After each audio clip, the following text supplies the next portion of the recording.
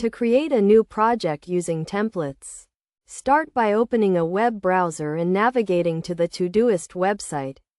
Upon arrival, you'll see the option to organize your working life with Todoist. Open the web page and click on the Login button, where you'll enter your email and password to access your account and projects.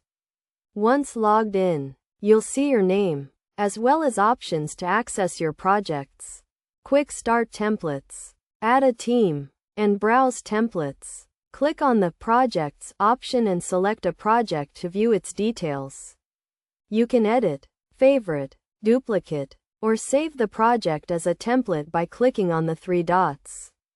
To browse templates, simply click on the Browse Templates option and choose a template that suits your needs. For example, you can browse popular templates and select one to import into your project.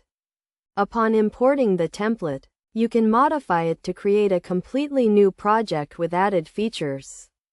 The new project will have a different appearance and may include additional resources, such as information on deep work strategies.